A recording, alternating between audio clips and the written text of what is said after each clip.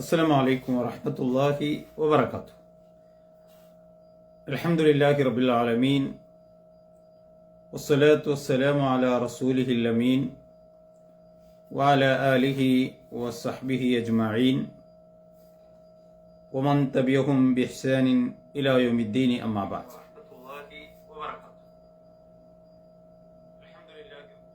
ദർസുൽ ഖുർആനിൻ്റെ പ്രതിവാര ക്ലാസ്സിൽ സൂറത്ത് ജുമുഅയാണ് കഴിഞ്ഞ ആഴ്ചയിൽ നമ്മൾ ആരംഭിച്ചിട്ടുള്ളത്. അതിൽ 1 മുതൽ 4 വരെയുള്ള ആയത്തുകൾ കഴിഞ്ഞ ക്ലാസ്സിൽ നമ്മൾ വിശദീകരിക്കുകയുണ്ടായി. സൂറത്തുൽ ജുമുഅയുടെയും സൂറത്തുൽ മുനാഫിഖൂനിന്റെയും പ്രാധാന്യത്തെ സംബന്ധിച്ചും ആ 2 സൂറത്തുകളും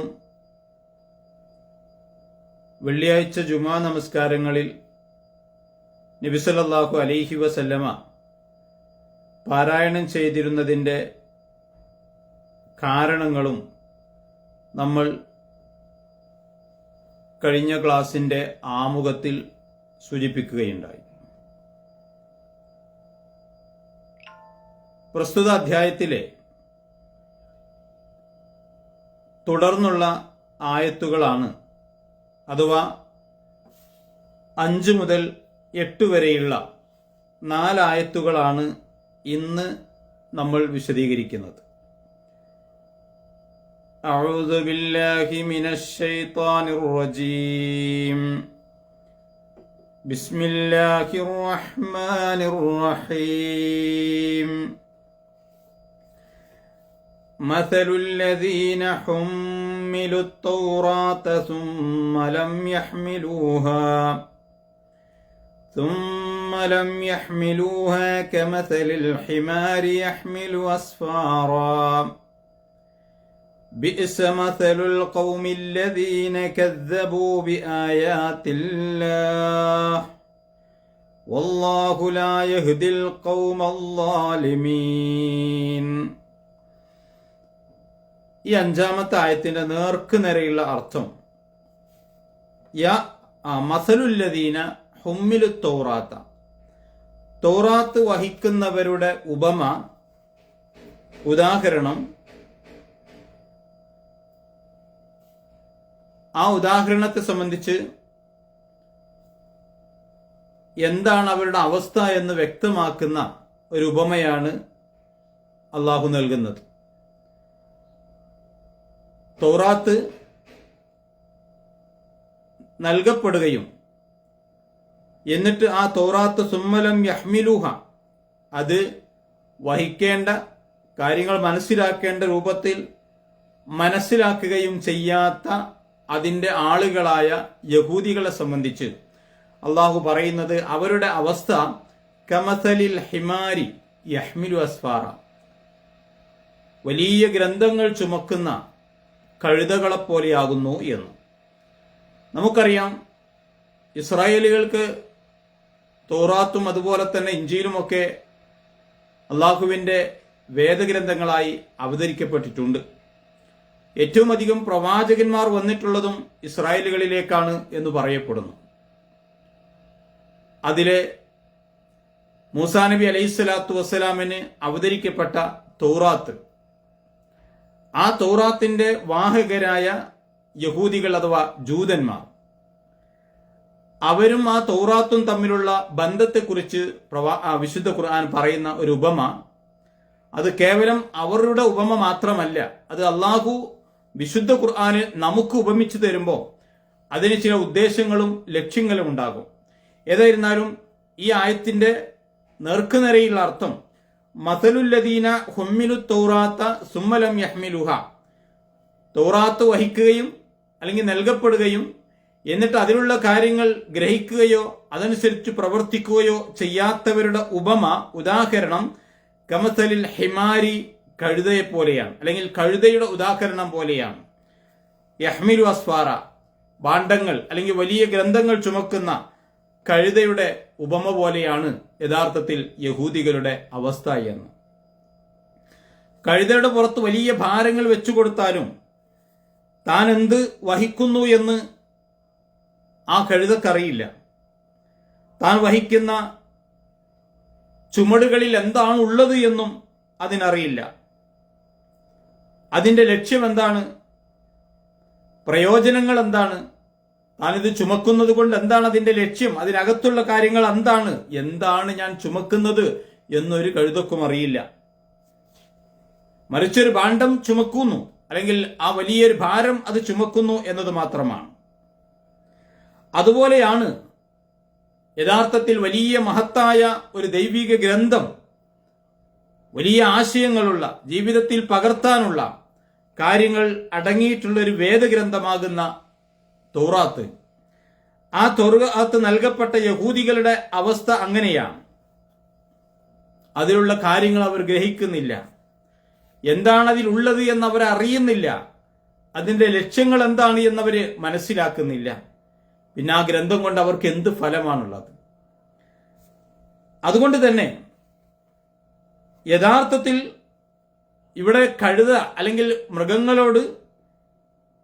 മൃഗങ്ങൾക്ക് കാര്യങ്ങൾ മനസ്സിലാക്കാനുള്ള ബുദ്ധിയോ വിവേചന ശക്തിയോ ഇല്ല. പക്ഷെ മനുഷ്യരങ്ങനെയല്ലല്ലോ. മനുഷ്യരെ സംബന്ധിച്ച് ഈ അനുഗ്രഹങ്ങളെല്ലാം മനുഷ്യർക്ക് നൽകപ്പെട്ടിട്ടുണ്ട്. അതുകൊണ്ട് ആ ബുദ്ധി ഉപയോഗിച്ച്, ചിന്താശേഷി ഉപയോഗിച്ച് കാര്യങ്ങളെ ഗ്രഹിക്കാത്ത മനുഷ്യരുടെ അവസ്ഥ യഥാർത്ഥത്തിൽ ഈ മൃഗങ്ങളെക്കാൾ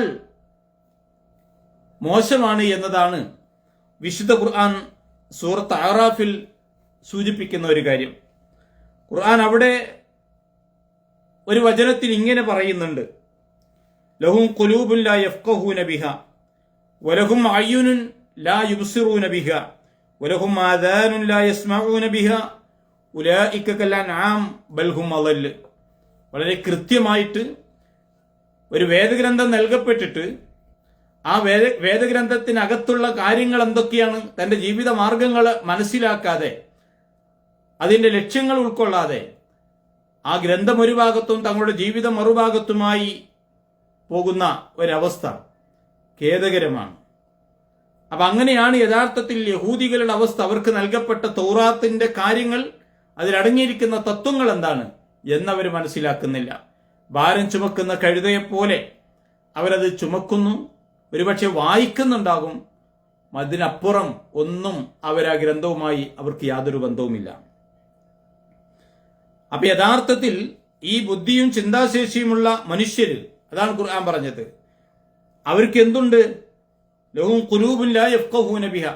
അവർക്ക് ഹൃദയങ്ങളുണ്ട്, പക്ഷെ അവര് അതുകൊണ്ട് ഗ്രഹിക്കുന്നില്ല കാര്യങ്ങൾ.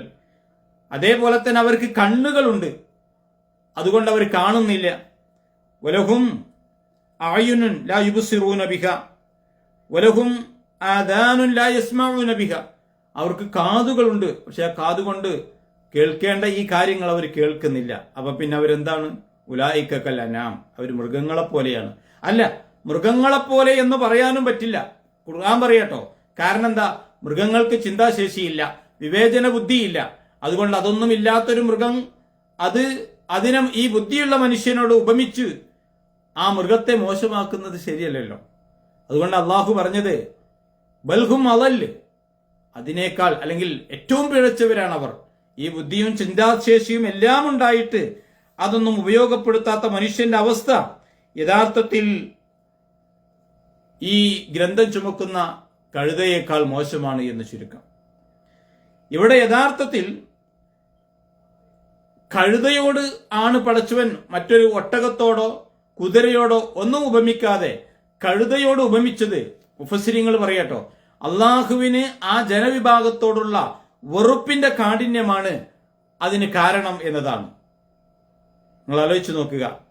ഇത് യഹൂദികളെ സംബന്ധിച്ചാണ് പറയുന്നതെങ്കിലും വേദഗ്രന്ഥത്തിന്റെ വാഹകരാണ്, അവകാശികളാണ് എന്ന് വാദിക്കുന്ന ഒരുപാട് ആളുകളുണ്ടല്ലോ. നമ്മൾ ഖുർആനിന്റെ ആളുകളാണെന്ന് പറയുന്നു. എന്നിട്ട് ആ ഖുർആനിലുള്ളത് നമ്മൾ മനസ്സിലാക്കുകയോ അതനുസരിച്ച് പ്രവർത്തിക്കുകയോ ചെയ്യാതിരിക്കുമ്പോൾ യഥാർത്ഥത്തിൽ ഈ യഹൂദികളുടെ പോലെ തന്നെ ഒരവസ്ഥയാണ് നമ്മുടേതും എന്ന് അള്ളാഹു നമ്മളെ ഓർമ്മപ്പെടുത്തുകയാണ് യഥാർത്ഥത്തിൽ ഈ ഉപമയുടെ ചെയ്യുന്നത്. കേവലം നമ്മൾ ഖുർആൻ പാരായണം ചെയ്യുന്നുണ്ട്, ഇത് റമദാൻ മാസമാണല്ലോ. ഖുർആൻ അകത്തുള്ള കാര്യങ്ങൾ ഗ്രഹിക്കുന്ന എത്ര പേരുണ്ടായിരിക്കും മുസ്ലിങ്ങളിൽ? ഖുർആൻ അവരൊരു പക്ഷേ റമദാനിൽ പ്രത്യേകിച്ച് അല്പം കൂടുതൽ വായിക്കുന്നുണ്ടാവാം.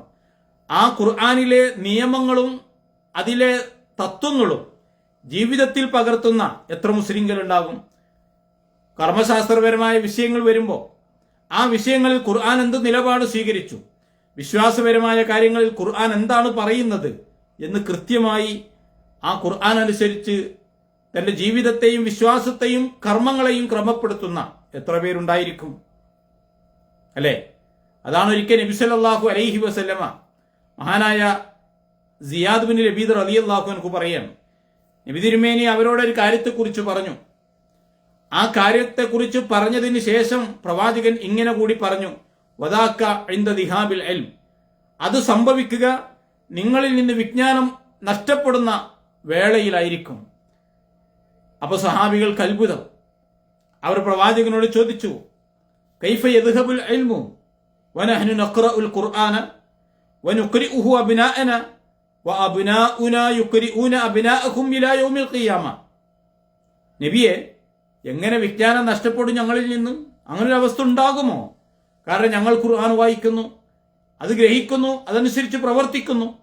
പക്ഷേ അതേപോലെ തന്നെ ഞങ്ങളുടെ മക്കൾ അവരുടെ മക്കളെയും, ഞങ്ങൾ ഞങ്ങളുടെ മക്കളെ പഠിപ്പിക്കുന്നു, അവർ അവരുടെ മക്കളെയും. അങ്ങനെ ഖിയാമത്ത് നാൾ വരെ ഈ ഖുർആൻ ഇങ്ങനെ ഞങ്ങൾ വായിക്കുമ്പോൾ എങ്ങനെയാണ് ഞങ്ങളിൽ നിന്ന് വിജ്ഞാനം ഉയർത്തപ്പെടുക? ഏറ്റവും വലിയ വിജ്ഞാനം എന്ന് പറയുന്നത് ഖുർആനാണല്ലോ. അപ്പൊ എങ്ങനെ അത് ഉയർത്തപ്പെടും? അപ്പൊ നബി സല്ലല്ലാഹു അലൈഹി വസല്ലം അദ്ദേഹത്തോട് പറഞ്ഞത്, അവലൈസൽ യഹൂദു യഹൂദി അവലൈസ അൽ യഹൂദ വൻ നസാറ, ഈ മദീനയിലെ ജൂതന്മാരെയും ക്രൈസ്തവരെയും നീ കാണുന്നില്ലേ? യഖ്റഊന തൗറാത്ത വൽ ഇൻജീല, അവര് തോറയും ഇഞ്ചിയിലും ഒക്കെ ഇങ്ങനെ വായിക്കുന്നുണ്ട്. ഹൽ യന്തഫിഊന മിൻഹുമാ ശൈ, അതിൽ എന്തെങ്കിലും അവർക്ക് ഉപകരിക്കുന്നുണ്ടോ? വെറുതെ ഇങ്ങനെ വായിച്ചു പോവാന്നല്ലാതെ എന്തെങ്കിലും അവർക്ക് ഉപകരിക്കുന്നുണ്ടോ എന്ന് പറഞ്ഞാൽ എന്താ? അതുപോലെ ആയിരിക്കും നിങ്ങളുടെയും അവസ്ഥ. ഖുർആൻ നിങ്ങൾ വായിക്കുന്നുണ്ടാവും, ആ ഖുർആനിൽ അടങ്ങിയിരിക്കുന്ന ആ വിജ്ഞാന സാഗരത്തിൽ നിന്ന് യാതൊന്നും നിങ്ങളുടെ മനസ്സുകളിൽ ഉണ്ടാവുകയില്ല, നിങ്ങളുടെ ജീവിതത്തിൽ ഉണ്ടാവുകയില്ല. ഖുർആൻ പറയുന്ന ഏതെങ്കിലും ഒരു വിഷയം അനുസരിച്ചാണോ നമ്മുടെ നാട്ടിലെ കുടുംബപരമായ, കച്ചവടപരമായ മറ്റു കാര്യങ്ങളൊക്കെ നടക്കുന്നത്? അങ്ങനെയാണോ? ഒരിക്കലുമല്ലല്ലോ. ഖുർആൻ ഒരു നിയമം പറയുന്നു, മുസ്ലിങ്ങളെന്ന് അവകാശപ്പെട്ട് ഖുർആനിന്റെ ആളുകൾ എന്ന് പറയുന്നവർ ആ നിയമമല്ല നടപ്പാക്കുന്നത്. ചെറിയൊരു ഉദാഹരണം, ത്വലാഖ് ഒരു വിഷയമാണ്. ത്വലാഖ് ഇസ്ലാം പ്രോത്സാഹിപ്പിച്ചിട്ടുള്ള കാര്യമല്ല. അങ്ങനെ ഒരവസ്ഥ വന്നാൽ മാത്രം അനുവദിച്ചിട്ടുള്ള ഒരു കാര്യം. ഒരിക്കലും ത്വലാഖ് നടക്കാൻ പാടില്ല എന്നുള്ളത് കൊണ്ട് ത്വലാഖിന് 3 ഘട്ടങ്ങൾ ഉണ്ടാക്കി. ആദ്യത്തെ ഘട്ടം കഴിഞ്ഞാൽ അവൾ അവിടെ തന്നെ താമസിക്കണം, അവന്റെ വീട്ടിൽ. എന്നിട്ട് അതിനിടയിൽ അവർക്കിടയിൽ രഞ്ജിപ്പുണ്ടായി അവൾ മടങ്ങി വന്നാൽ അവർക്ക് വിവാഹബന്ധം തുടരാം. പിന്നെയും പ്രശ്നങ്ങളുണ്ടായി, പിന്നെയും അങ്ങനെ വിവാഹമോചനം നടത്തി. അപ്പോഴും അവൾ അയാളുടെ വീട്ടിൽ തന്നെ താമസിക്കണം. അങ്ങനെ അവർക്കിടയിൽ വീണ്ടും അനുരഞ്ജനങ്ങൾ ഉണ്ടായാൽ അവർ ഒന്നിച്ചു താമസിക്കണം. പിന്നെയും ബന്ധം വിച്ഛേദിക്കപ്പെട്ടാലാണ് പിന്നെ തലാഖിലേക്ക് യഥാർത്ഥത്തിൽ കടക്കുന്നത്. പക്ഷേ ഈ പറഞ്ഞ രീതിയിലൊന്നുമല്ല നമ്മുടെ മുസ്ലിങ്ങൾക്കിടയിൽ ഇന്ന് ത്വലാഖ് നടക്കുന്നത്. ചെറിയൊരു ഉദാഹരണം പറഞ്ഞതാ. ഖുർആൻ ഒരിക്കലും ത്വലാഖ് സംഭവിക്കരുത് എന്നുള്ളത് കൊണ്ട് ചില കർശനമായ നിയമങ്ങൾ, അതിന്റെ രീതികൾ പരിശോധിച്ചാൽ അറിയാം. ആ ത്വലാഖ് നടക്കാതിരിക്കാൻ വേണ്ടിയാണ് ഈ ത്വലാഖിന് 3 ഘട്ടങ്ങൾ അള്ളാഹു ഏർപ്പെടുത്തിയതും ആ ത്വലാഖിന്റെ യുദ്ധവേളകളിൽ ഭർത്താവിന്റെ വീട്ടിൽ തന്നെ അവൾ താമസിക്കണമെന്നും പറഞ്ഞത്. അവൾ അവിടുന്ന് പോകാൻ പാടില്ല എന്ന് പ്രത്യേകം പറഞ്ഞു. വലായ ഖുറുജ്ന, അവരവിടുന്ന് ഇറങ്ങിപ്പോകാൻ പാടില്ല. പക്ഷെ എന്താ ഇപ്പൊ സംഭവിക്കുക? ആദ്യം അവിടുന്ന് ഇറങ്ങിപ്പോകും, പിന്നീടാണ് കാര്യങ്ങൾ സംസാരിക്കുക. യഥാർത്ഥത്തിൽ ഒരു ഉദാഹരണം പറഞ്ഞതാണ്. ഇങ്ങനെ വിശുദ്ധ ഖുർആനിൽ കൃത്യമായി പറഞ്ഞിട്ടുള്ള കാര്യങ്ങളിൽ പോലും മുസ്ലിങ്ങൾ ആ നിയമങ്ങൾ നടപ്പാക്കുന്നില്ല, പാലിക്കുന്നില്ല. അപ്പൊ യഥാർത്ഥത്തിൽ യഹൂദികളുടെ അവസ്ഥ ഈ വേദഗ്രന്ഥങ്ങളുടെ അവകാശികളാണ് എന്ന് പറയുന്ന ആളുകൾക്ക് പലപ്പോഴും ഉണ്ടാകുന്നു എന്നുള്ളതാണ് ഖുർആൻ ഇവിടെ ഓർമ്മപ്പെടുത്തുന്ന ഒരു കാര്യം. ഇനി അടുത്ത ആയത്തിൽ അള്ളാഹു പറയുന്നത് എന്താ നോക്കാം. قل يا أيها الذين هادوا إن زعمتم أنكم أولياء لله അന്നകും ഔലിയാഉ ലില്ലാഹി മിൻ ദൂനിന്നാസി ഫതമന്നൗൽ മൗത ഇൻ കുൻതും സ്വാദിഖീൻ. ജൂതന്മാർക്കൊരു വിശ്വാസം ഉണ്ടായിരുന്നു, അവർക്ക് അവകാശവാദങ്ങൾ ഉണ്ടായിരുന്നു. എന്താ അവകാശവാദങ്ങൾ അറിയോ? ഞങ്ങൾ അള്ളാഹുവിന്റെ മക്കളും അവന്റെ ഇഷ്ടക്കാരുമാണ് എന്നൊരു ധാരണ അവർക്കുണ്ടായിരുന്നു.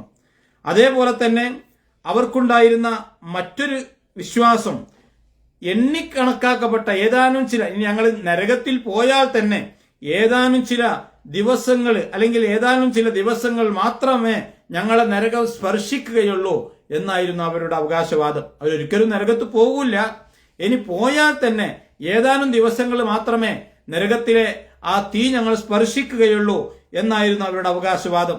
മൂന്നാമത്തേത്, മറ്റു മനുഷ്യരെ ഒന്നും പോലെയല്ല തങ്ങൾ, യഹൂദികൾ അവർ വിശ്വസിക്കുകയാണ്, അവരുടെ വാദം അതാണ്. എന്നാലോ മറ്റുള്ള മനുഷ്യരെ പോലെയല്ല, തങ്ങൾ മാത്രമാണ് അള്ളാഹുവിന്റെ ആത്മമിത്രങ്ങൾ അല്ലെങ്കിൽ വലിയകൾ അല്ലെങ്കിൽ അവന്റെ ഇഷ്ടപ്പെട്ട ആളുകൾ എന്നൊക്കെയായിരുന്നു അവരുടെ വിശ്വാസങ്ങൾ. അങ്ങനെ ആവുമ്പോ എന്താ, അവർക്ക് എന്തായാലും സ്വർഗം കിട്ടും എന്ന ഒരു ധാരണ അവർക്കുണ്ട്. മരിക്കേണ്ട പണിയുള്ളൂ, മരിക്കേണ്ട താമസമേ ഉള്ളൂ, അവർ സ്വർഗീയ സുഖങ്ങളിൽ അവർ എത്തിപ്പെടും എന്നാണ് അവരുടെ വിശ്വാസം. കാരണം എന്താ, തങ്ങൾ അള്ളാഹുവിന്റെ ഇഷ്ടക്കാരാണ്, തങ്ങൾ അള്ളാഹുവിന്റെ ആളുകളാണ്. പക്ഷേ ഖുൽ യാ അയ്യുഹല്ലദീന ഹാദു, ജൂതന്മാരെ വിളിച്ചുകൊണ്ട് അള്ളാഹു പറയാണ്, ഇൻ സഅംതും അന്നകും ഔലിയാഉ ലില്ലാഹ്, നിങ്ങൾ അള്ളാഹുവിന്റെ ഔലിയാക്കളാണ്, മിത്രങ്ങളാണ് എന്നാണ് നിങ്ങൾ വാദിക്കുന്നതെങ്കിൽ, ജൽപ്പിക്കുന്നതെങ്കിൽ, മിൻ ദൂനിന്നാസ് മറ്റുള്ള മനുഷ്യരൊന്നും അല്ല, മറ്റുള്ള ആർക്കും ഇല്ലാത്ത ഒരു അവകാശവാദം നിങ്ങൾക്കുണ്ടെങ്കിൽ ഫതമന്നൗൽ മൗത്ത്, നിങ്ങൾ മരണത്തെ ഒന്ന് ആഗ്രഹിച്ചു കൊള്ളുക. ഇൻ കുൻതും സ്വാദിഖീൻ, നിങ്ങൾ ഈ പറയുന്ന ഞങ്ങൾ അള്ളാഹുവിന്റെ ആളുകളാണ്, അവന്റെ ഇഷ്ടക്കാരാണ് എന്നൊക്കെ പറയുന്നതിൽ അല്പമെങ്കിലും ആത്മാർത്ഥതയുണ്ടെങ്കിൽ നിങ്ങൾ എന്തു വേണം, നിങ്ങൾ എത്രയും പെട്ടെന്ന് മരണത്തെ ഒന്ന് കൊതിച്ചുകൊള്ളുക, ആഗ്രഹിച്ചുകൊള്ളുക. കാരണം എന്താ, നിങ്ങളുടെ വാദമനുസരിച്ച് നിങ്ങൾ ഒരിക്കലും നരകത്ത് പോകില്ല, നിങ്ങൾ മരിക്കേണ്ട താമസമുള്ളൂ, നിങ്ങൾ സ്വർഗത്തിലായിരിക്കും എന്നൊക്കെയാണ് നിങ്ങളുടെ വിശ്വാസങ്ങളും ജൽപ്പനങ്ങളും വാദങ്ങളുമെങ്കിൽ പടച്ചവൻ അവരോട് പറയാട്ടോ, ഫതമന്നൗൽ മൗത, നിങ്ങൾ ആത്മാർത്ഥമായി സത്യസന്ധമായിട്ട് മരണത്തെ ഒന്ന് ആഗ്രഹിക്കുവിൻ എന്നൊരു വെല്ലുവിളി അള്ളാഹു അവരോട് നടത്തുകയാണ്. പക്ഷെ അള്ളാഹു തന്നെ അതിന്റെ ഉത്തരം നമുക്ക് പറഞ്ഞു തരുന്നുണ്ട്. വലാ യതമന്നൗനഹു അബദൻ ബിമാ ഖദ്ദമത് ഐദീഹിം വല്ലാഹു അലീമും ബിദ്ദാലിമീൻ. വലാ യതമന്നൗനഹു അബദാ, അവർക്കൊരിക്കലും മരണത്തെ ആഗ്രഹിക്കാൻ കൊതിക്കാൻ കഴിയില്ല. എന്തേ കാരണം, ബിമാ ഖദ്ദമത് ഐദീഹിം, അവരുടെ കൈകൾ പ്രവർത്തിച്ചതിന്റെ എന്ന് പറഞ്ഞാൽ അവർ മുൻകൂട്ടി ചെയ്തു വെച്ചത് അത്രയും വൃത്തികെട്ടതാണ്. അതുകൊണ്ട് മരിക്കാൻ ആത്മാർത്ഥമായി ആഗ്രഹിക്കാൻ അവർക്ക് കഴിയില്ല.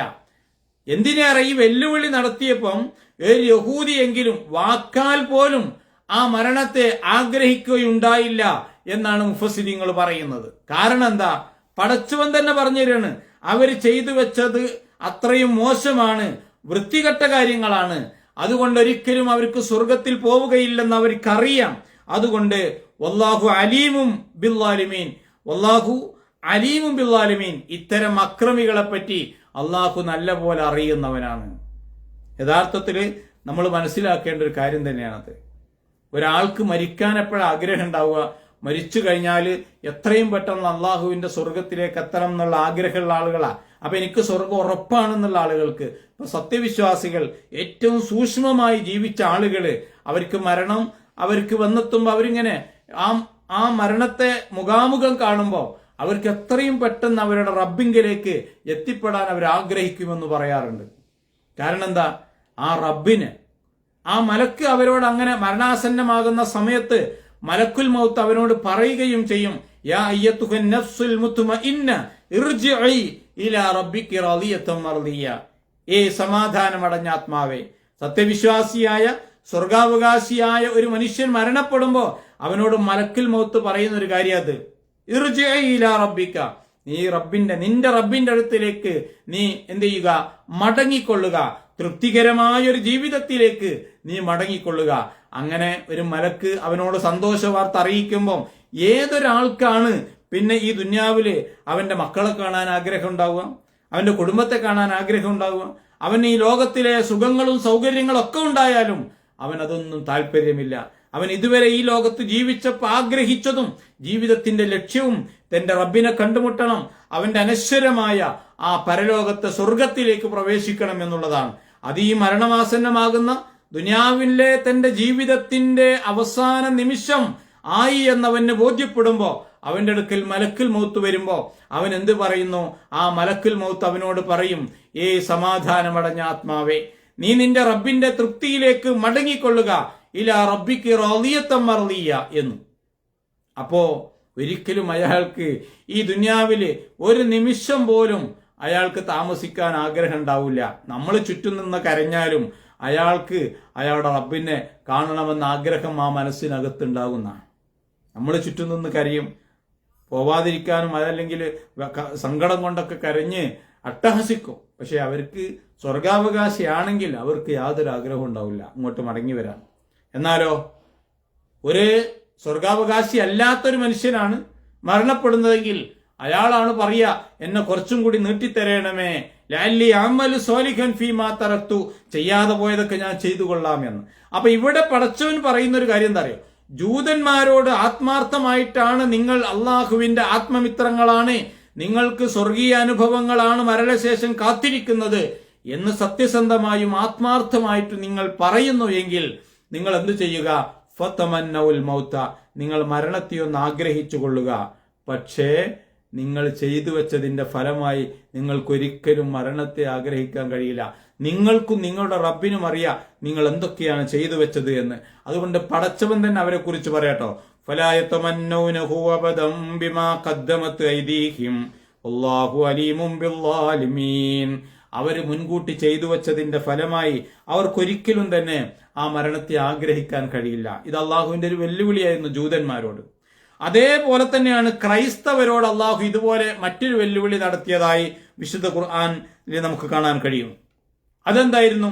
ഈസാ നബി അലൈഹിസ്സലാത്തു വസ്സലാം ദൈവപുത്രനല്ല, ദൈവമല്ല എന്നൊക്കെ കൃത്യവും വ്യക്തവുമായ രേഖകളും തെളിവുകളും ക്രൈസ്തവർക്ക് നൽകപ്പെട്ടിട്ടും അവർ അദ്ദേഹത്തെ ദൈവമായും ദൈവപുത്രനായും സങ്കല്പിക്കുകയും വിശ്വസിക്കുകയും ചെയ്തു. അതിനവർക്ക് യാതൊരു തെളിവുമില്ല. അപ്പൊ അള്ളാഹു എന്തു ചെയ്തു?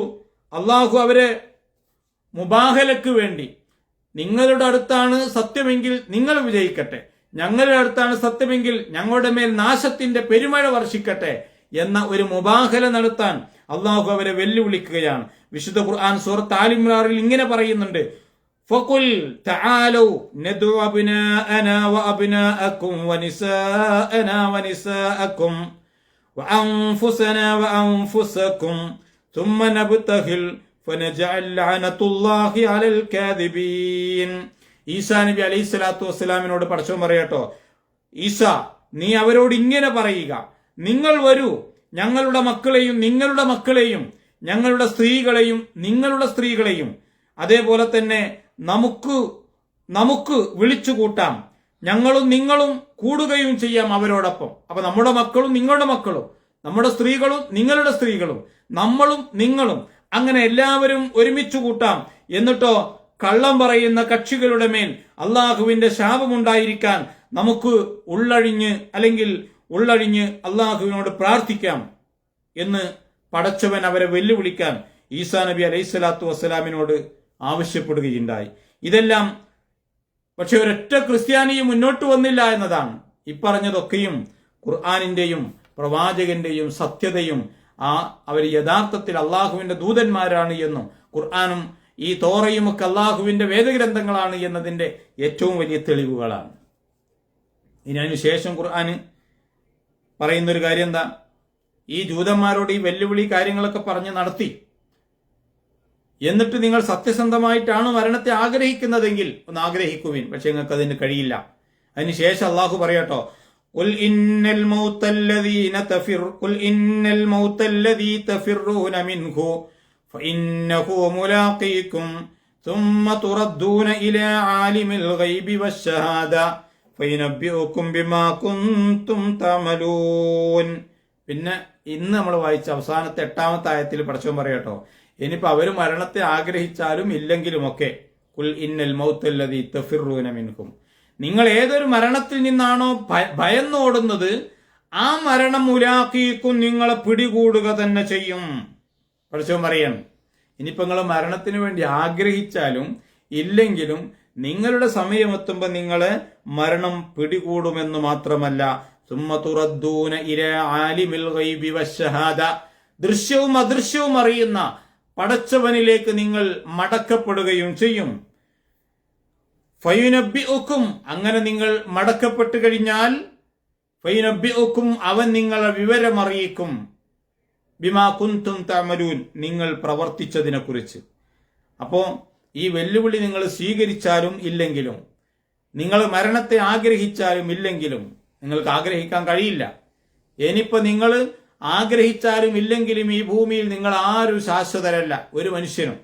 അതുകൊണ്ട് ഓരോരുത്തർക്കുമുള്ള അള്ളാഹുവിന്റെ ഒരു താക്കീതും മുന്നറിയിപ്പുമാണ്, തീർച്ചയായും നിങ്ങൾക്ക് ഭയമാണ് മരണത്തെ. അതുകൊണ്ടാണല്ലോ നിങ്ങൾ മരണത്തെ ആഗ്രഹിക്കാത്തത്. ആ മരണം നിങ്ങൾ എത്ര അതിൽ നിന്ന് പേടിച്ചു ഭയന്നോടിയാലും മുലാഖീക്കും, നിങ്ങളെ അത് കണ്ടുമുട്ടുക ചെയ്യും. ഈ ലാക്കായുലാക്കി എന്ന് പറഞ്ഞാൽ കണ്ടുമുട്ടുക എന്നാണ്. എന്ന് പറഞ്ഞാൽ എന്താ അറിയോ, നമ്മൾ ആ മരണത്തിൽ നിന്ന് എവിടേക്ക് രക്ഷപ്പെടാൻ വേണ്ടി ഓടിപ്പോയാലും അവിടെ അതുണ്ടാകും. നമ്മൾ ഒരു സ്ഥലത്തുനിന്ന് അവിടെ മരണം വരും, അല്ലെങ്കിൽ അവിടെ നമ്മൾ മരണപ്പെടുന്ന പേടിണ്ടാകുമ്പോൾ നമ്മൾ അവിടെ നിന്ന് ഓടിപ്പോകുമ്പോൾ ആ മരണം വേറെ വഴിക്ക് നമ്മളടുത്ത് കണ്ടുമുട്ടും. എന്ന് പറഞ്ഞാൽ നമ്മുടെ കൃത്യമായി അള്ളാഹു നിശ്ചയിച്ച സമയത്ത് നിങ്ങൾ ആ മരണത്തെ കണ്ടുമുട്ടും. അതാണ് ഖുർആൻ പറഞ്ഞത്. അപ്പൊ നിങ്ങൾ മരണത്തെ ആഗ്രഹിച്ചാലും അതിൽ നിന്ന് ഭയന്നോടിയാലും നിങ്ങൾക്ക് രക്ഷപ്പെടാൻ സാധിക്കുകയില്ല. ഈ അവസാനത്തെ ആയത്തില് 3 കാര്യങ്ങളാണ് അള്ളാഹു പറയുന്നത്. ഒന്നാമത്തേത്, മരണം എന്ന യാഥാർത്ഥ്യം എല്ലാവരെയും പിടികൂടും എന്നുള്ള വസ്തുത അള്ളാഹു ഓർമ്മപ്പെടുത്തുന്നു. രണ്ടാമത്തേത്, രഹസ്യങ്ങളും പരസ്യങ്ങളും അറിയുന്ന സൃഷ്ടാവിലേക്ക് അവർ മടക്കപ്പെടും. അഥവാ മരണത്തോടെ എല്ലാം അവസാനിക്കുകയല്ല, മറിച്ച് അവന്റെ ജീവിതം അനന്തമായി ആരംഭിക്കുകയാണ് ചെയ്യുന്നത് എന്ന കൃത്യമായ ഒരു ഓർമ്മപ്പെടുത്തൽ. മൂന്നാമത്തെ കാര്യം എന്താ അറിയോ, നിങ്ങൾ അങ്ങനെ മടങ്ങിച്ചെന്നാൽ ഓരോരുത്തരുടെയും പ്രവർത്തനങ്ങളെക്കുറിച്ചുള്ള കർമ്മരേഖ, അവന്റെ കർമ്മങ്ങളെക്കുറിച്ച് പ്രവർത്തനങ്ങളെക്കുറിച്ച് അള്ളാഹു അവനോട് പറയും, അവന് വിവരമറിയിക്കും. ഈ 3 കാര്യങ്ങൾ ഏറെ പ്രധാനപ്പെട്ടതാണ്. അവിടെ നമ്മൾ മനസ്സിലാക്കേണ്ട ഒരു കാര്യം, ഒരു അസുഖം വന്ന് എത്ര മരുന്ന് കുടിച്ചാലും നമ്മുടെ മരണത്തെ മരുന്ന് കുടിച്ച് മാറ്റാൻ കഴിയില്ല. അസുഖം ഒരുപക്ഷെ താൽക്കാലികമായി ഭേദപ്പെടും. ഇനി അസുഖമൊന്നും ഇല്ലാത്തവനും മരുന്ന് കുടിക്കാത്തവനും മരണപ്പെടും. മരണത്തെ ആഗ്രഹിക്കാത്തവനും മരണത്തെ ആഗ്രഹിച്ചവനും മരണപ്പെടും. അതിന് മനുഷ്യനെ സംബന്ധിച്ച് യാതൊരു അധികാരമോ അല്ലെങ്കിൽ അവനൊരു അവകാശമോ അതിലില്ല. അത് നമ്മളെ ഈ ലോകത്തിലേക്ക് പറഞ്ഞയച്ചവനൊരു അവധി നിശ്ചയിച്ചിട്ടുണ്ട്. ആ അവധിയിൽ നിങ്ങൾ അത് പിടികൂടും എന്ന് പറയുമ്പോൾ മനുഷ്യനെ പ്രത്യേകമായി ഓർമ്മപ്പെടുത്തുന്ന ഒരു കാര്യം, ജൂതന്മാർക്ക് മരണത്തെ ആഗ്രഹിക്കാൻ കഴിയാത്തത് അവരുടെ ജീവിതത്തിലെ മുൻകൂട്ടി ചെയ്തു വെച്ച ദുഷിച്ച കർമ്മങ്ങളാണെങ്കിൽ എല്ലാവരോടുമായി പടച്ചവൻ പറയാണ്, നിങ്ങൾ നല്ല കർമ്മങ്ങൾ ചെയ്ത് നിങ്ങളുടെ ആ മരണം പിടികൂടുന്നതിന്റെ മുമ്പായി നല്ല കർമ്മങ്ങൾ ചെയ്യുക. കാരണം നിങ്ങൾ നിങ്ങളുടെ രക്ഷിതാവിലേക്ക് മടക്കപ്പെടും. മടക്കപ്പെടുന്നതോടുകൂടി എല്ലാം അവസാനിക്കുകയല്ല, മറിച്ച് നിങ്ങൾ ചെയ്ത കർമ്മങ്ങളെക്കുറിച്ച് അവൻ നിങ്ങളെ വിവരമറിയിക്കും. എന്നിട്ട് അതിനനുസരിച്ചുള്ള പ്രതിഫലം അവിടെ നൽകപ്പെടും. ഒന്നുകിൽ ശാശ്വതമായ സ്വർഗം, അല്ലെങ്കിൽ അനശ്വരമായ നരകം. അതുകൊണ്ട് ജൂതന്മാരോട് മാത്രമല്ല അള്ളാഹുവിന്റെ ഈ താക്കീതും ഉപദേശങ്ങളും നമ്മളോട് എല്ലാവരോടുമാണ്.